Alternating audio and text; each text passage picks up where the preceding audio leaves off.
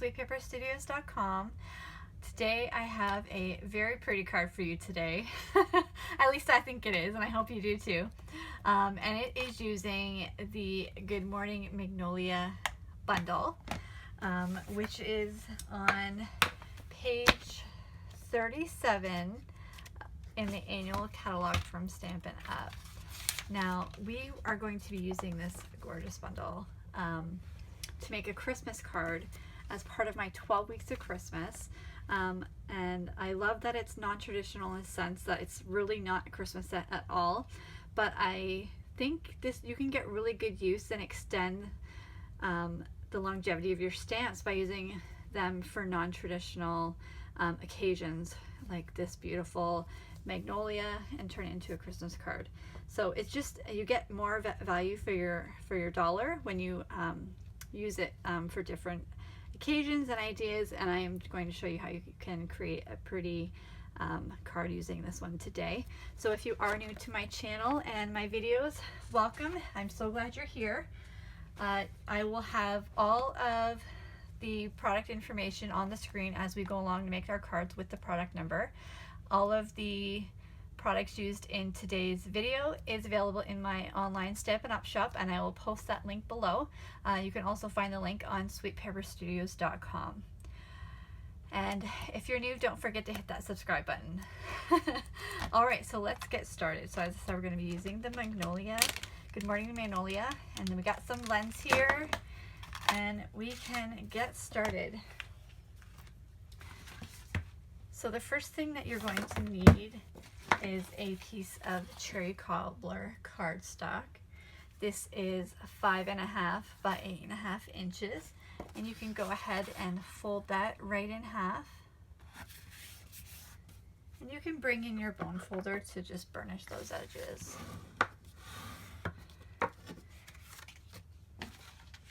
The next thing I have is a pre-cut piece of one of our stitched rectangles. So that is this one right here. Oh, sorry, the second largest rectangle. Right here, I've already pre-cut. This measures 4 3/4 inches by just under 3.5. So if you don't happen to have those on hand, you can just cut a piece of Whisper White cardstock and use that.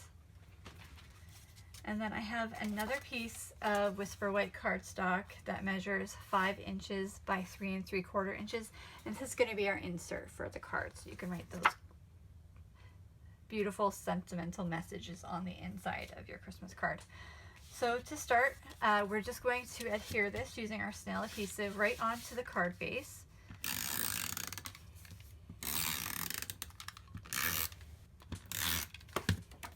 And you're just going to want to center that as much as possible. There you go. I just love the detail on these rectangles. They're so pretty. So you can put that aside for now. And then you're going to bring in a scrap piece of Whisper White. You're going to need something big because we are using this Magnolia stamp, which is large. And I have this on my F block. And I'll just bring in the Memento ink, and I will stamp this up.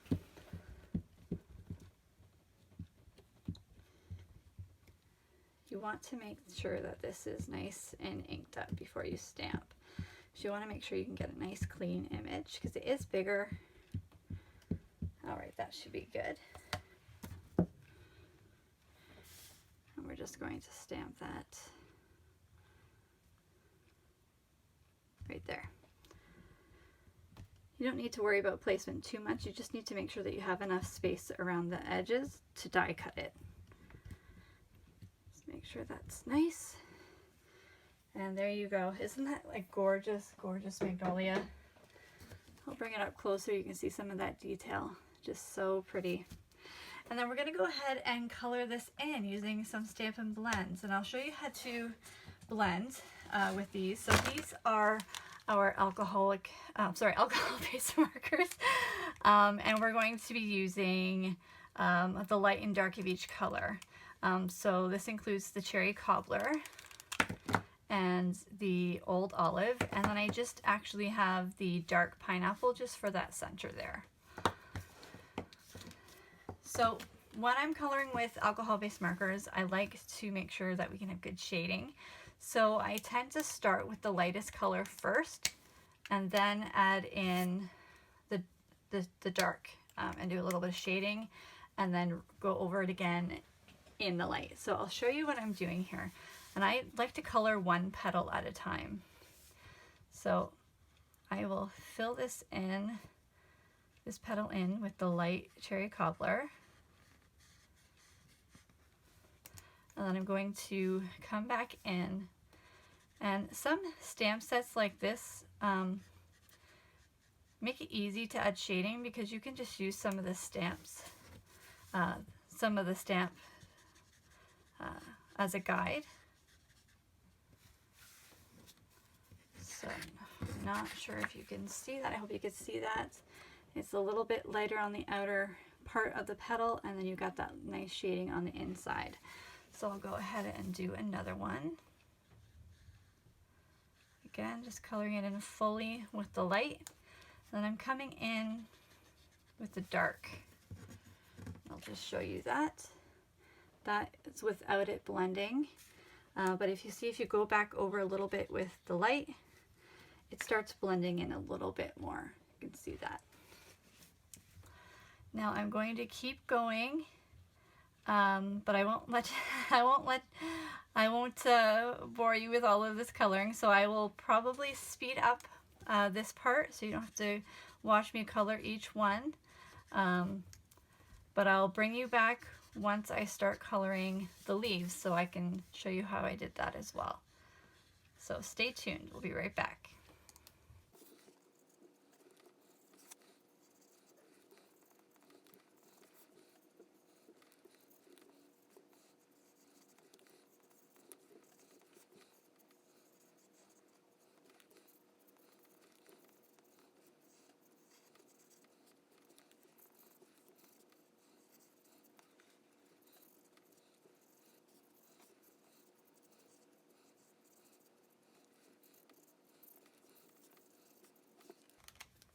Okay, and I'm back, and I'll bring this up closer just so you can see that. It's still drying, but you can see where it's shaded and where you get the light spots, and isn't that just so pretty? I just love this.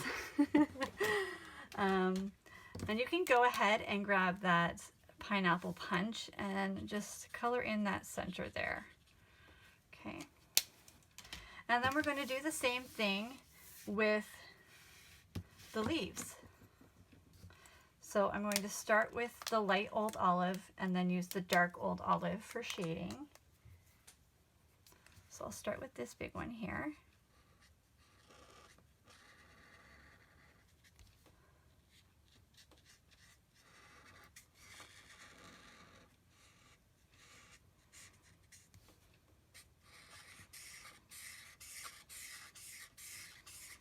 You don't have to worry about any streak marks with these blends because they do what they're supposed to do and actually blend. So if you see sort of the bigger parts in here, the stamp is really showing you where to add shading. So you can use those as a guide. And while it may look a bit harsh when you first lay down your dark old olive, you're going to come back in and really just go over that. Sometimes I like to do it in circular motions. It really helps it blend.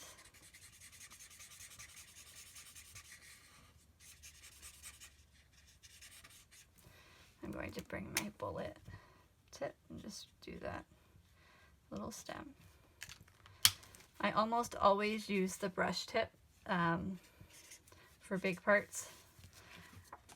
It's just easier that way, and then you can see that beautiful shading in there. So I'll do the same for the other ones. So I will fast forward this part as well, and then we'll see you on the other side when we start doing the stem.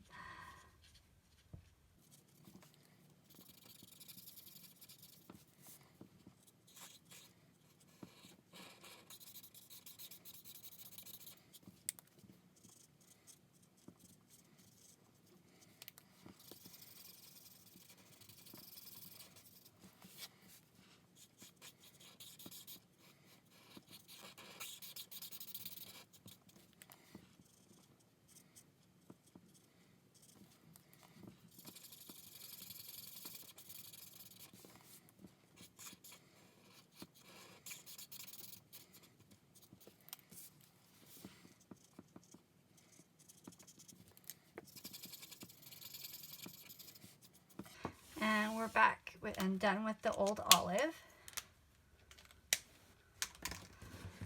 Isn't that so pretty, that with that nice shading?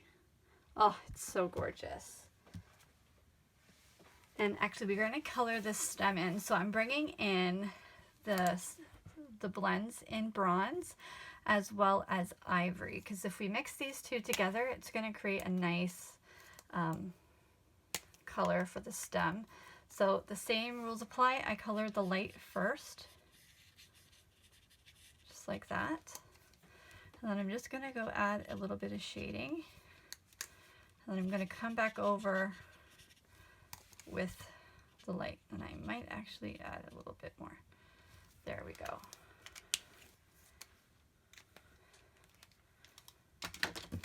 And then you've got this beautiful colored image. Oh my goodness. I love this stamp. It is gorgeous. And really, you can really do this in any color, and you can't go wrong in any color. So the next thing we gotta do is cut this out. This is your die set, so it comes with a multitude of dies. But we need this big one right here so we can cut that beautiful flower out. So I'm going to bring in my Big Shot. Oh, sorry about that.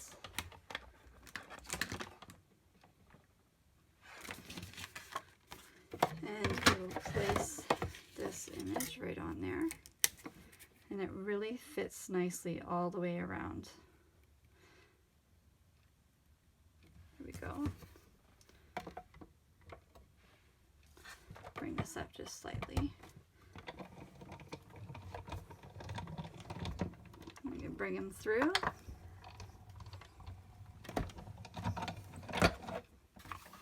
And really just once through, and then you're all done, and then you get this beautifully cut image and this beautiful white border. I love how our dies create this border. I just think it allows the images to pop a little bit more, which always looks good on the cards. So that's all of the die cutting that we're going to be doing today.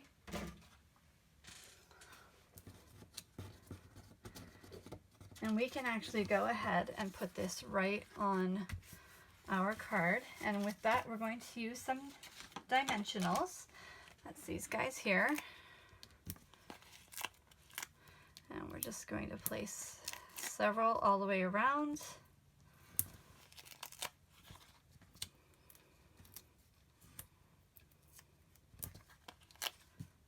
That should be good. And I'm going to bring in one of our mini Stampin' Dimensionals. These are so cute, these little guys. And just put it near the bottom of the stem.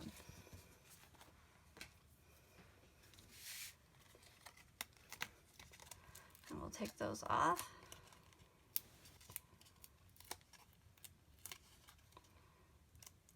Okay. And we're just going to put this like that. And give that a nice press. And already that's looking so good, isn't it? Oh my gosh. Oh my gosh. But we're not done yet. We're going to do a little bit of embossing because we are turning this into a Christmas card, as I said. So I'm using just a scrap piece of our basic black cardstock. And I'm going to bring in my Versamark and my embossing buddy. Going to give that paper a little wipe to get rid of any static. And then I'm going to bring in sentiment from our house to your stamp set. I've used this quite a lot for sentiments. Specifically, we're going to use the Merry and the Christmas. This is a fantastic set. Has a lot of great sentiments on there. So I actually already have those ready to go on my D block, so I can go ahead and ink those up with my Versamark. And I'll just stamp those. And you've noticed that I have put, actually it might be hard to see, but I've put them a bit further apart because we are going to cut those out. So I'm just going to bring in my white embossing powder.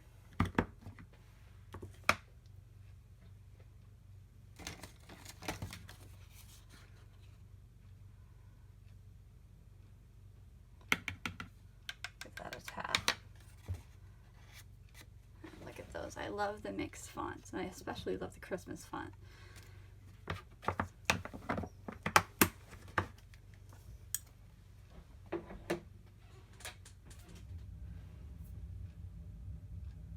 And then we're going to grab our heat tool and emboss this. Now I'm going to emboss this off camera because I don't want you guys to have to listen to it. So once this is embossed, I'll be right back.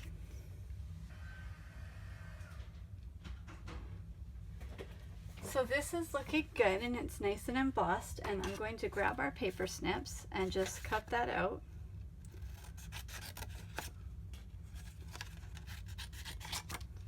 Cut it roughly around, and then I'll I'll do the cleanup. So we're just leaving a nice small border around that with the black cardstock.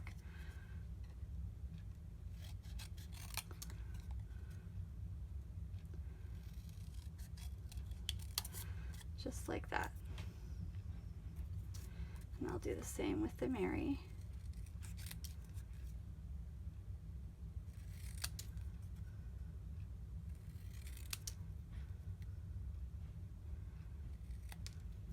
Actually, I might trim that top part down just a little bit. There we go. And then you get that little Mary. So cute. And then we're going to add this sentiment to our card. So we're going to use some dimensionals and our snail adhesive because we do want it coming off partially on the side here of the magnolia. And we're just going to put it just like that. So when you have your Mary, you can use your snail adhesive for that part. And you can play around with placement. I think it looks pretty good right here. I'm going to use my paper piercing tool just to help press that down because it is on dimensionals. And then we're going to put the Christmas here. So it's partially going to come off the side of the magnolia. So what I'm going to do is on that corner of Christmas, I'm going to take one of our mini Stampin' dimensionals and just put that in the corner there. Take the backing off of that. Actually, I'm going to move that in just so slightly. There we go. And then the rest is going to be with the snail adhesive. So it's going to look like that. And then you could put that right on your card. Give that a press. Again, if you need to, take one of your tools. Just use it as a guide so you can press down. Make sure that you got that on there quite nicely.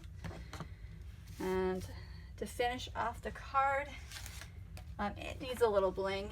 So we're going to bring in our basic rhinestone jewels.